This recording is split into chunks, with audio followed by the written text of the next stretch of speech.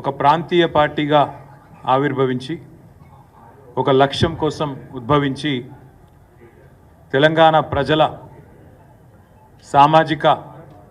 స్థితిగతులను కంప్లీట్గా మార్చాలి అంటే తెలంగాణ రాష్ట్ర ఏర్పాటే ఒక చారిత్రక అవసరం అని చెప్పి భావించి ఆనాడు పెద్దలు కేసీఆర్ గారు ఏ మాట అయితే జలదృశ్యంలో పార్టీ ఏర్పాటు నాడు చెప్పినారో దానికి అనుగుణంగా మరి ఈ 25 ఏళ్ళు పూర్తి చేసుకోవడం 24 ఏళ్ళు పూర్తి చేసుకొని 25 ఏట పార్టీ అడుగుపెట్టడం అంటే ఇది కేవలం ఒక పార్టీ ఉత్సవంగా కాదు, తెలంగాణ ప్రజల ఉత్సవంగా జరపాలి, తెలంగాణ ప్రజల పండుగలాగా ఈ బీఆర్ఎస్ యొక్క రజతోత్సవ సంవత్సరం జరగాలి అని సమావేశంలో అందరూ కూడా అభిప్రాయపడ్డారు. ఎందుకంటే తెలంగాణ చరిత్ర కనుక చూస్తే ఎన్నో ప్రజాస్వామిక విప్లవ పోరాటాలకు పురిటిగడ్డ తెలంగాణ సాయుధ పోరాటం నుంచి మొదలు పెడితే ఆ తర్వాత జరిగిన పోలీస్ యాక్షన్, ఆ తర్వాత జరిగిన తెలంగాణ తొలిదశ ప్రజా పోరాటం, ఆ తర్వాత అల్టిమేట్గా కేసీఆర్ గారి నాయకత్వంలో 2001వ సంవత్సరం నుంచి ప్రారంభమై 14 సంవత్సరాలు సుదీర్ఘంగా పోరాటం చేసి చివరికి మరి అల్టిమేట్గా కలిసి వచ్చే కాలానికి నడిసొచ్చే కొడుకు వస్తాడన్నట్టుగా మరి తెలంగాణ తల్లి విముక్తి కోసం ఎదురు చూసే క్రమంలో చరిత్ర ప్రసవించిన ఒక బిడ్డ టీఆర్ఎస్. మరి అలాంటి సంస్థ 25 ఏళ్ళు పూర్తి చేసుకోబోతూ ఉండడం అనేది డెఫినెట్గా ఇది తెలంగాణ సామాజిక చరిత్రలో ఒక ఉజ్వల ఘట్టంగా ఈ సమావేశం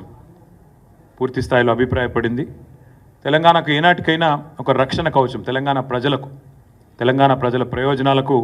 ఒక రక్షణ కవచం బీఆర్ఎస్ అని చెప్పి కూడా అందరం కూడా అభిప్రాయాన్ని వ్యక్తం చేయడం జరిగింది. పెద్దలు మా పార్టీ అధ్యక్షులు ఇవాళ మాకు గతం గురించి ఏ పరిస్థితుల్లో తెలంగాణ తల్లడిల్లిపోయింది, ఎన్ని రకాల విపత్తులతో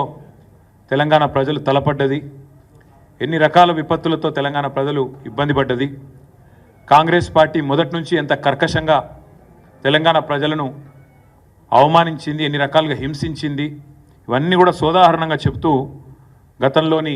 పోరాటాలన్నింటినీ గుర్తు చేసుకుంటూ మననం చేసుకుంటూ సాయుధ పోరాటం కానీ, ఇడ్లీ సాంబార్ గోబ్యాక్ ఉద్యమం కానీ, ఆ తర్వాత జరిగిన తెలంగాణ ఉద్యమం కానీ, ఆ తర్వాత కాంగ్రెస్ చేసిన మోసం, అదేవిధంగా ముల్కీ రూల్స్ని చట్టబద్ధమే అని చెప్పి సుప్రీంకోర్టు తీర్పునిస్తే దాన్ని కూడా బేఖాతరు చేస్తూ రాజ్యాంగ సవరణ చేయడం కానీ, ఇవన్నీ కూడా వారు గుర్తు చేసుకుంటూ అల్టిమేట్గా తెలంగాణ పోరాటంలో ఎన్ని ప్రాణాలు త్యాగమైతే, ఎంతమంది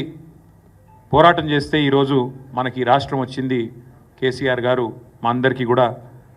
గతాన్ని గుర్తు చేయడంతో పాటు రాష్ట్రంలో ప్రస్తుత రాజకీయ పరిణామాలను స్పృశిస్తూ పార్టీ తరఫున రాబోయే కాలంలో